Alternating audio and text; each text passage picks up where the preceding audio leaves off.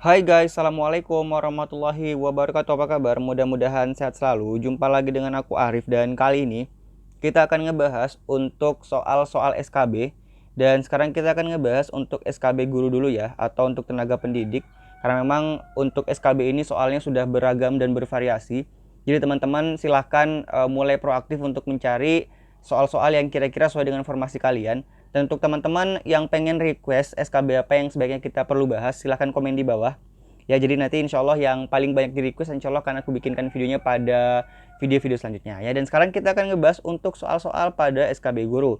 Oke teman-teman, seperti biasa sebelum kita ke pembelajarannya, jangan lupa untuk klik tombol subscribe. Karena dengan klik tombol subscribe, teman-teman nanti akan dapat notifikasi kalau aku update konten-konten terbaru.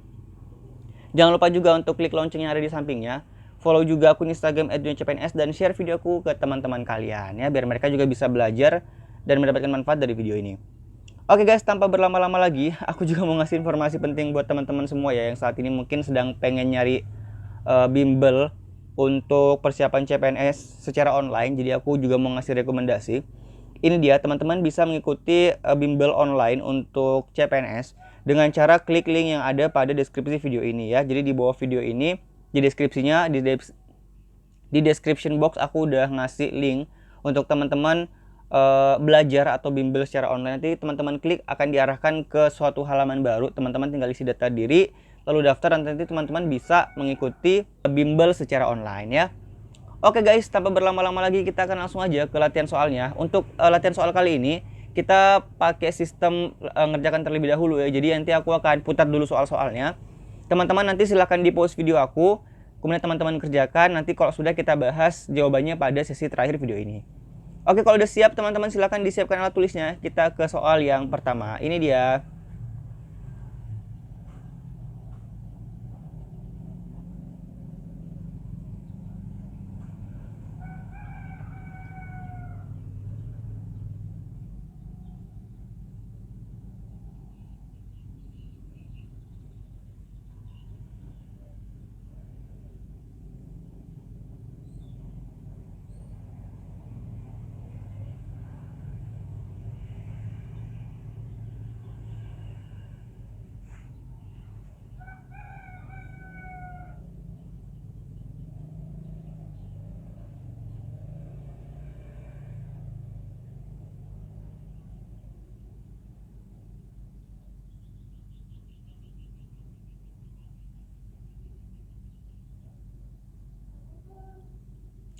Oke guys, jadi itu dia soal-soal untuk latihan-latihan soal SKB guru. Teman-teman yang udah selesai, jadi teman-teman yang ngedaftar di formasi guru, silahkan dijawab dulu. Dan sekarang kita akan ngebahas untuk jawaban-jawabannya ya.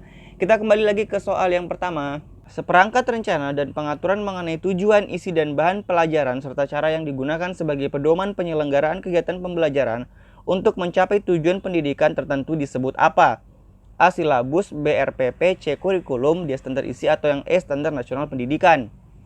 Jawabannya adalah yang C. Kurikulum. Ya, jadi definisi ini itu ada di dalam Undang-Undang Nomor 20 Tahun 2003. Ya, itu yang mengatur tentang Sistem Pendidikan Nasional atau Sisdiknas. Jadi ini ada undang-undangnya.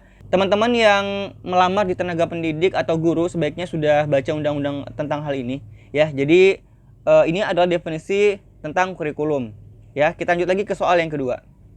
Sebuah kurikulum operasional pendidikan yang disusun oleh dan dilaksanakan di masing-masing satuan pendidikan di Indonesia adalah A. Kurikulum berbasis kompetensi atau KBK, B. Kurikulum berkesinambungan, C. Kurikulum tingkat satuan pendidikan atau KTSP, yang D. Kurikulum 1999, atau yang E. Kurikulum 2004.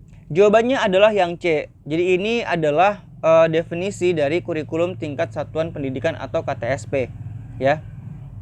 Kita lanjut lagi ke soal yang ketiga. Ini dia. Penyusunan KTSP harus mengacu pada A. Standar isi dan standar kompetensi lulusan atau SKL. Kemudian yang B. Standar kompetensi lulusan peserta didik.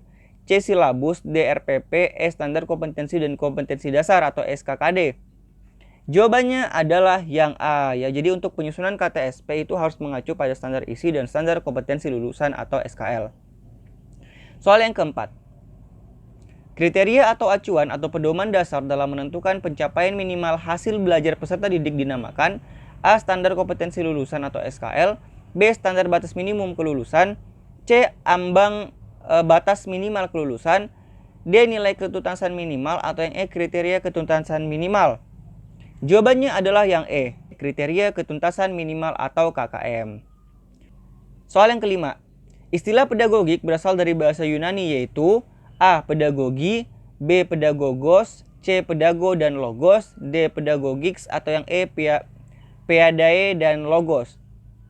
Jawabannya adalah yang B, ya, pedagogos. Jadi pedagogik ini merupakan kata yang diambil dari bahasa Yunani, ya. Jadi yang mana artinya adalah pedagogik ini ilmu yang mengkaji bagaimana membimbing anak, bagaimana sebaiknya pendidikan berhadapan dengan anak didik, apa saja tugas pendidik dalam mendidik anak, dan apa yang menjadi tujuan dari mendidik anak.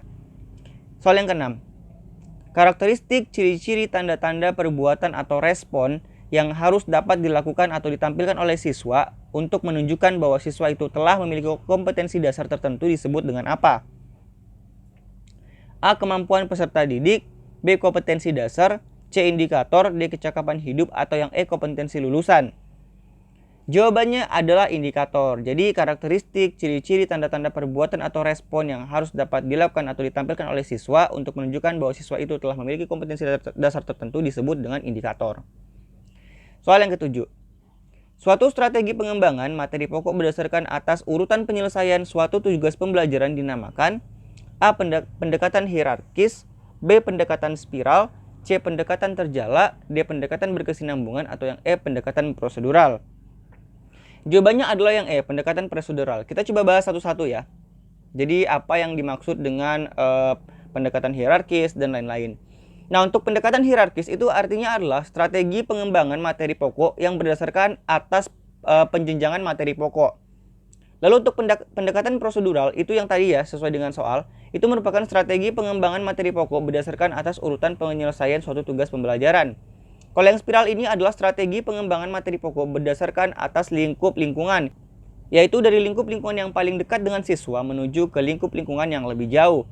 Kemudian yang keempat atau pendekatan terjala atau Webet itu adalah strategi pengembangan pembelajaran dengan menggunakan topik dari beberapa mata pelajaran yang relevan sebagai titik sentral dan hubungan antar tema dan sub-subtema dapat digambarkan sebagai sebuah jela atau web.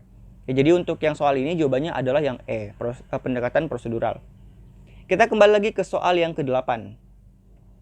Aspek yang berkaitan dengan perasaan, emosi, sikap, derajat penerimaan, atau penolakan terhadap suatu objek peserta didik disebut dengan A. Afektif, B. Kognitif, C. Psikomotorik, D. Emotif, atau yang E. Sensitif. Jawabannya adalah yang A, yang afektif ya. Soal yang ke-9. Kemampuan yang dapat dilakukan atau ditampilkan untuk satu mata pelajaran atau kompetensi dalam mata pelajaran tertentu yang harus dimiliki oleh siswa disebut dengan A. Kompetensi dasar, B. Standar kompetensi, C. Indikator, D. Kompetensi lulusan, atau yang E. Kecakapan hidup atau life skill. Jawabannya adalah yang B. Standar kompetensi. Soal yang ke-10. Badan mandiri dan independen yang bertugas untuk mengembangkan, memantau pelaksanaan, dan mengevaluasi standar nasional pendidikan adalah A. Badan Standar Nasional Pendidikan atau BSNP, B. Badan Kurikulum Nasional, C. Badan Standarisasi Nasional atau BSN, D. Direktorat Pendidikan dan Kebudayaan, atau yang E. Direktorat Pendidikan Nasional. Jawabannya adalah yang A. Badan Standar Nasional Pendidikan atau BSNP. Oke guys, jadi ini adalah soal-soal ya untuk SKB Guru, dan memang ini sudah menjurus banget dengan formasi yang teman-teman lamar.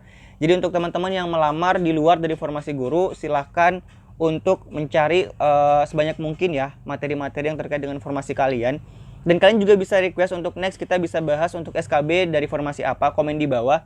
Komen sebanyak-banyaknya ya untuk teman-teman yang nanti paling banyak di request, insya Allah akan kita bahas. Untuk yang paling banyak di request, insya Allah akan kita bahas pada video selanjutnya. Oke guys, terima kasih sudah menyaksikan, dan insya Allah kita akan jumpa lagi pada video-video pembahasan lainnya. Assalamualaikum warahmatullahi wabarakatuh dan sampai jumpa, bye-bye.